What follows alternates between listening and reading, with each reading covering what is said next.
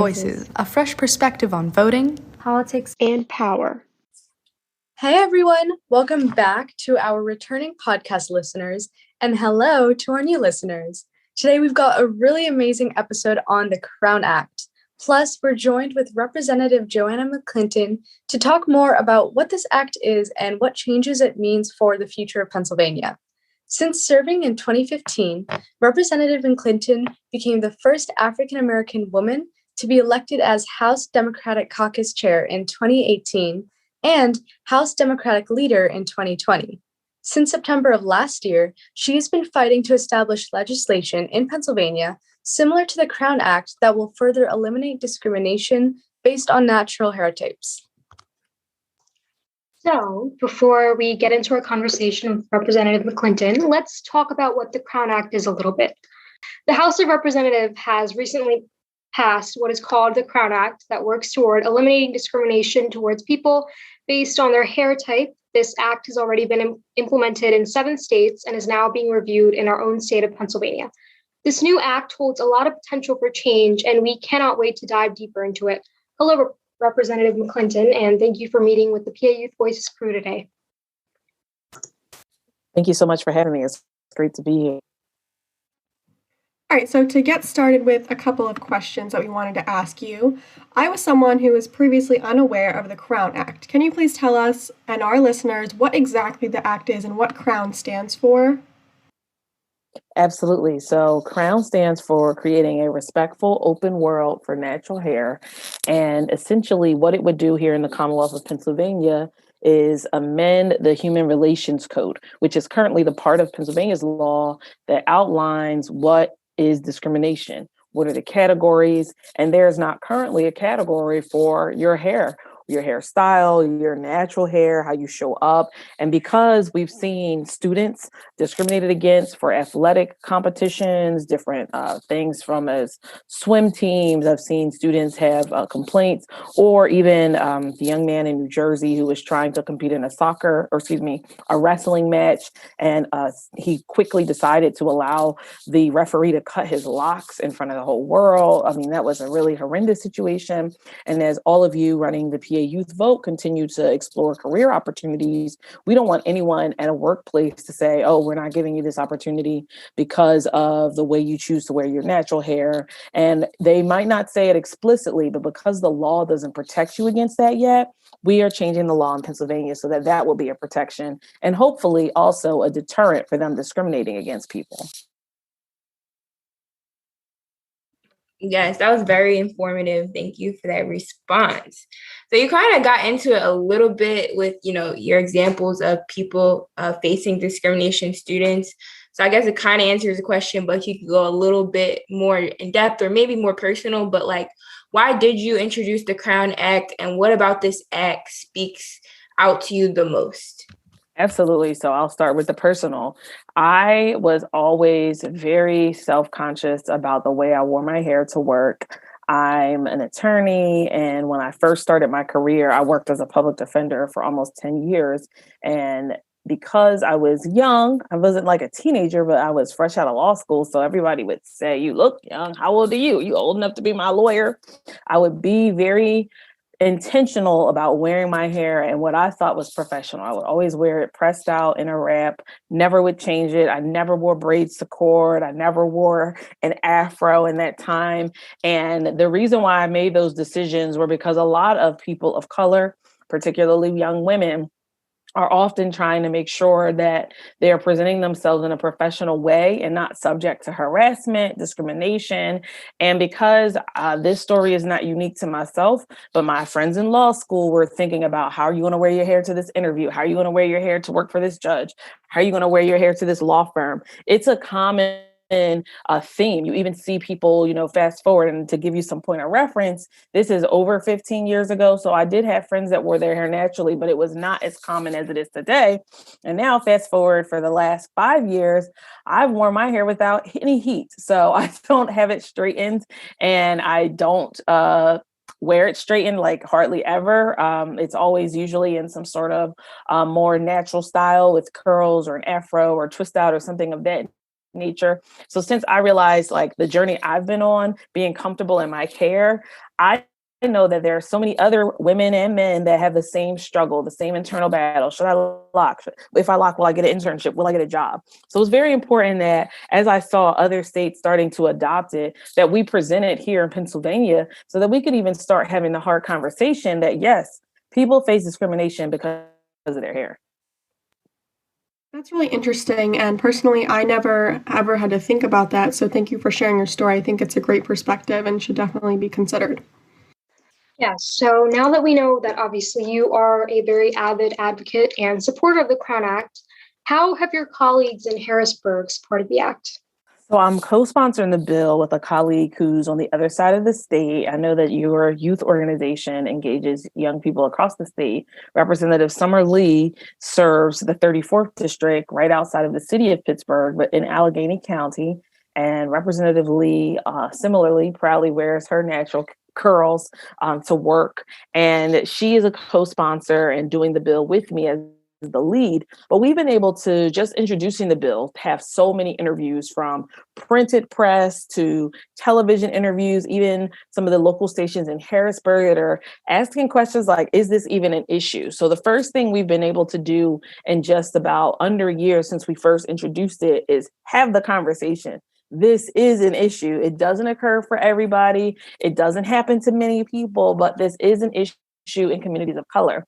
And we've also been able to get some of our colleagues in the House to join the bill. And in the Senate, State Senator Vincent Hughes is the lead sponsor over that chamber with the same exact. And yeah, I totally agree that this needs something that needs to be raised conversation about just natural hairstyles and the struggles that people of color are facing with accepting their own hair. So when proposing the Crown Act, were there any similar acts or events that really inspired it? There is a national movement led by a few different business corporate sponsors. So I actually just got a nice sweatshirt from Dove because they're a corporate sponsor trying to get this law changed in states. But there are lots of incidents. I know to get Dove more involved with this issue, unfortunately, they had a big mishap with one of their TV commercials, which could have been interpreted to suggest that darker skin tone is not appropriate. And so as a result, they changed a lot of their makeup of their corporate leadership team, and they began to get involved with causes like this. And they have a very large international platform because of their products. And they are really leading to just ask other legislative bodies and states to be able to pass it. We're up to 7 now, from California to New York State to Connecticut. So many states have passed it, and we are hoping that Pennsylvania will join in to the others. That's very interesting that you brought up Dove, because actually, like, our next question is kind of about the Black hair care industry and just your perspective on, how popular natural Black hair has become, and now, companies hopping onto it. And I guess my question is just like, do you think it's hard to find Black owned hair care? And like, how do you navigate that? So I definitely think it is difficult to find Black owned hair care products. One of the things that happens a lot when a product is great and it is being done, on a small manufacturing basis, is that a larger company will make an offer and say, hey, we'll sell it with the same products and we'll buy it. And so you've seen a lot of transition, and I don't want to name a lot of brands, but you've seen transitions, and you also see that the products are different and they've changed. So it is exciting, though, I'll have to admit, when I'm not in a hair store, I'm in a regular drugstore, and I'm seeing like so many mainstream companies have natural hair products. So if I'm in CVS, Rite Aid, Target, and they have like different levels of gels and twist creams and things like that, it's pretty exciting to me because they know that, the Black hair care business is a billion-dollar industry and seeing so many women, having options with how they choose to wear their hair. I'm glad to see that there are more products being developed, but we definitely need to have better space and opportunity for Black-owned hair care businesses. That is a great point. And going off of that, what do you want? What impact do you want to make with the Crown Act, and like how do you want to carry out that? So I want us to get to a point as a society where someone's hairstyle is not a discussion point. And, the law will hopefully change this year, but I can't tell you that my hair will not be a discussion point. And I'll just give one example. I was interviewed recently along with the Senate Majority Leader, who's also a woman. And because of their platform, I could hear her interview and see it. And then, she could hear and see mine as well. And, the first thing that the reporter asked me was, how was my hair this week? And I was really offended by that question because he didn't ask the other woman majority leader how her hair was. And so I didn't get into it with him because it was a part of the interview and it was only going to be like 2 minutes. But I definitely followed up on his cell phone. Like, if you're not trying to be insensitive to my culture, then I don't think you should lead with how's my hair this week. Why is it a discussion point? Like, whether I have hair, whether I have none, whether I've shaved it, whether it's down or up. And he's like, oh, I wasn't trying to be funny. You just always have so many different ones. It's like, but you didn't ask the other woman that. So it's clear there's something about me and my hair that made it a discussion point. So I want this law to pass as soon as possible. And I want us to get to a point in society where all of the comments, whether they're snarky, whether they're rude, whether they are coming from a pure place, that they're just not even made, because it shouldn't even be something we're talking about. You're not talking about the hair of a white woman. So why are you bringing up my hair into an interview where we're supposed to be talking about legislation? And that brings up a really good point. Like, as we've observed, making these types of changes haven't always been smooth sailing. When pushing for the Crown Act itself to really go into effect, what obstacles have you faced and how have you really gotten around them? Well, essentially, because I am a member of the Democratic caucus, and this is a bill between myself, Representative Lee, and then in the Senate Democratic caucus as well, our caucuses are in the minority. And what that simply means is the majority caucus decide which bills will run every time we're in Harrisburg. And I'm not able to help the Crown Act. I have to persuade the majority leader to get it out and then to bring it up to the full House for a vote on the floor. And so I wouldn't call it an obstacle, but it is really the challenge that all of my legislation I present offers. It's just a political situation, but sooner than later, there's always times when the majority party asks for support on certain issues, and you can usually use those moments as times to say, well, hey, what about these legislative priorities? Can you bring them up for a vote? Can we get them in? And then also we have to just be creative to see if there's another way we can amend the Human Relations Code during the budget process.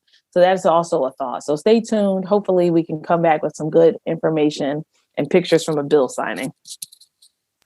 Yes, we definitely will stay tuned, and maybe we'll pull up to Harrisburg. So I guess that's like a question. Would that be helpful, having like a rally day, having PA youth vote there, not only just for, the Crown Act, but there's other acts too and things that we can support, because that's something our group wants to do is, have a field trip, because we have a lot of people, around the state, but we can all unite in one place. And so I don't know, like, what do you think? I don't know. This is a question I'm just coming up with, but like, what do you think would be most helpful from, I guess, your constituents, or not even just your constituents, just people across PA to push this? I guess, yeah. So I love that question. And even the idea as you're just thinking out loud, I think the PA youth vote coming to the Capitol, even if you have a full agenda of legislative things you'd like to rally for, advocate for, lobby for, I think that's an excellent idea. And I definitely think it should happen as, the time is available. A lot of the main events are having to happen outside due to the limits on crowds. But, even as the springtime comes, there may be limits lifted and we may be able to have a rally inside the building. But I think that your voices are integral to the legislative process. So many of you all are, getting people participating in the voting process or voting in the process yourself. And I think that there is no better person to, tell their legislator this is important rather than one of their newest voters. Like, why not you all? Why not your voices? Your voices are very key and critical. Yes, it's so exciting, like everything opening back up and us just getting to go outside. I'm so excited.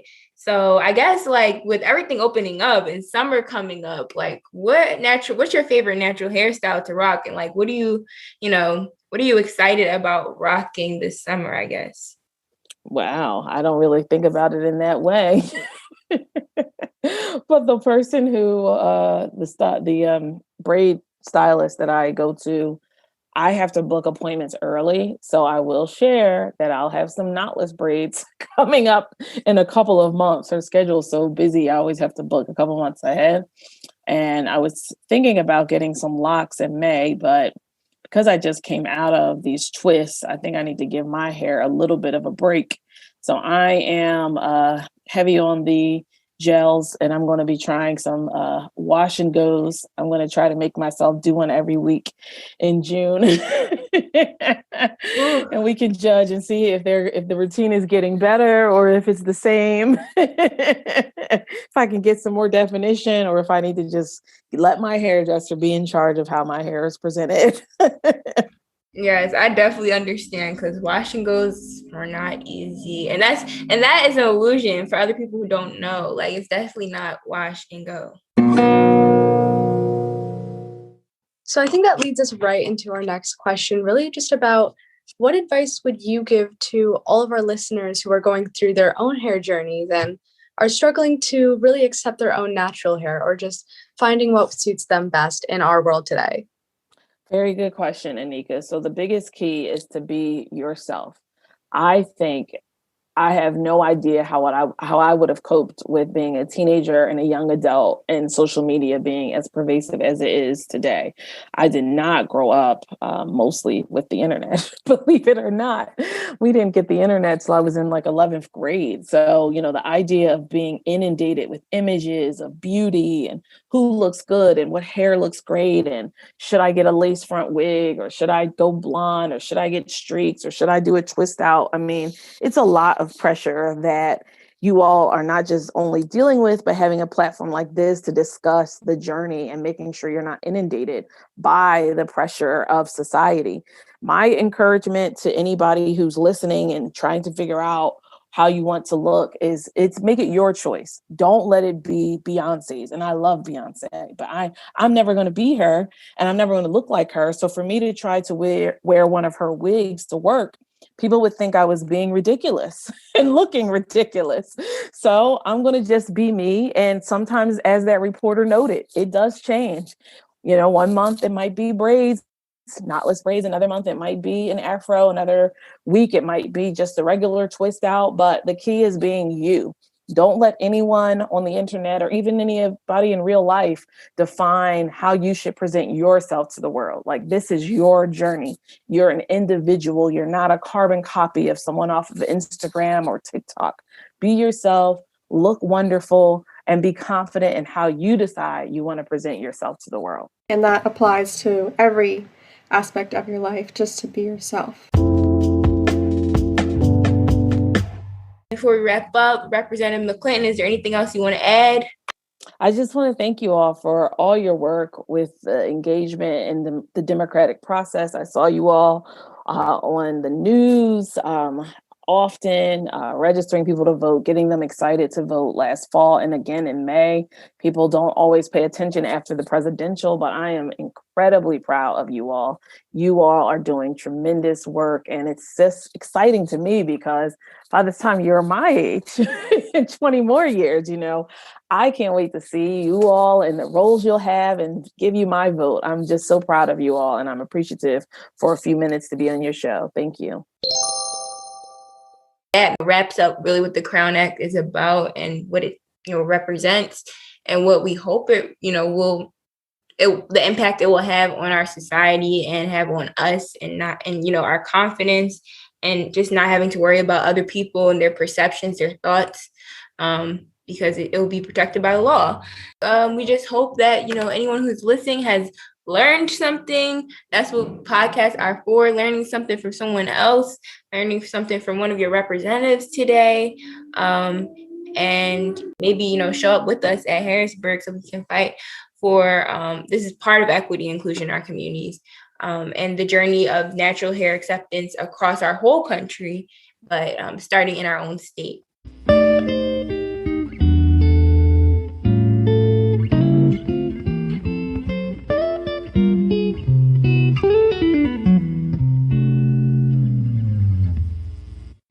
guys, it's Sehaj. We love talking to Representative McClinton and learn more about the Crown Act and why it's so important. I'm going to be going over some overview information about the Crown Act and expand on what we previously learned. So CROWN stands for Creating a Respectful and Open World for Natural Hair. In January of 2019, the Crown Act Coalition and the Dove Body Care Company teamed up to launch this Crown Act, creating a law that prohibits race-based hair discrimination. This type of discrimination is the unjust and prejudice against people based on their hair textures, type, and protective style. And this is nothing new. Race hair discrimination has been along for a long time, but we will touch onto that a little bit later. This type of discrimination takes place in many forms, and more prominently in denial of employment and educational opportunity due to one's hair, braids, locks, twists, or bantu knots. After its creation over 2 years ago, the Crown Act was officialized as of July of 2019. Now, the Crown Act Coalition is working alongside legislatures across the nation to have this act passed in all 50 states. So now I am going to give you a little bit insight into the Act's status in Congress. This act would constitute a huge change for people all over the United States. Hair-based discrimination has affected a lot of people, and this act speaks to the calls for reform that those facing unfair treatment based on their hair would face. As we mentioned before, the Crown Act was passed in 2019, and it's working its way throughout the states. On July 3rd, 2019, California Governor Gavin Newsom signed the act into law, where it officially went into effect the following January of 2020. The act passed through the House of Representatives the same year on September 21st, 2020. California was the first U.S. state to officially approve of this law when it was first introduced by Senator Holly J. Mitchell in January of 2019. Since then, the Crown Act has been put into effect by 6 more states: New York, New Jersey, Washington, Colorado, Virginia, and finally, Maryland, all by July of 2020. Currently, the Act has been revised from its original proposition in 2019. The Act now establishes that hairstyles affiliate with one's race are to be legally permitted in schools, workshops, and workplaces. This entails that the management or other members in charge of these locations cannot ask people to change their natural hairstyle. So let's get into the history of natural hair and the discrimination that we've seen in the past. The history of the Black hair reaches far back in our country, and sadly, so too does its accompanying discrimination. In the 1700s, Black women in Louisiana were known to wear their hair in elaborate styles, attracting the attention of white men. In order to diminish excessive attention to dress among women of color, Spanish colonial governor Don Esteban Riero enacted the Tignon laws, which required Creole women of color to wear a tignon, or a scarf or handkerchief, to cover their hair as a way to indicate that they belonged to the slave class, despite the fact that some of these women were in fact free. Flash forward to 1964, where the Civil Rights Act was passed during the Civil Rights Movement, becoming a significant milestone in the fight for equality. It banned employment discrimination on the basis of race, color, religion, sex, and national origin. But the law still left it up to the courts to decide what constitutes racial discrimination. So when Beverly Jenkins was told by her Blue Cross and Blue Shield employer that she could never represent the Blue Cross with her afro, she raised up discrimination lawsuits. In her landmark Jenkins versus a Blue Cross Mutual Hospital Insurance case of 1976, it was determined that afros are protected under Title VII of the Civil Rights Act. The afro hairstyle, which emerged in the 1960s during the Civil Rights Movement, became a symbol of rebellion, pride, and empowerment. Despite the progress made, federal courts have persisted in excluding protection against hair-based discrimination because they consider it a characteristic that can be changed, again, leaving it up to individual courts to decide. It disregards the fact that historically and culturally, braids, twists, and locks have been closely aligned with Black people, further reiterating the bias that Eurocentric features should be the societal norm in appearance. Thank you, Anika. So it's Sheyla, and I'm going to continue with the history of natural hair discrimination. However, this type of bias is what led to intoleration of other cultures and thus hair practices. In early African civilizations, hairstyles served a very symbolic and functional role to the person wearing it. A hairstyle can indicate anything from a person's familial background to their tribe, their social status, and even their spiritual affiliation in some cases. As journalist Lori Tharps, and many believe their hair, given its close location to the skies, was the conduit for spiritual interaction with God. Just about everything about a person's identity could be learned by looking at their hair. Tharps elaborates more on her work in her co-written book, Hair Story, about the history of Black hair. During the 19th century, slavery was abolished throughout much of the world. However, of course, people still had to live with the vestiges of slavery. Many Black people felt pressure to fit in with mainstream white society and had to, as Representative McClinton pointed out, couldn't get jobs. So subsequently, a lot of them had to adjust their hair to even sweep somebody's floor, adjust their hair. And so this is when chemical mixtures came out that Black people used. And, we all know, well, not all of us, but some people know, that these mixtures a lot of times burnt people's scalps and they destroyed people's hair. A lot of people who use perms, which is the other word for these chemical mixtures, lost a lot of their hair.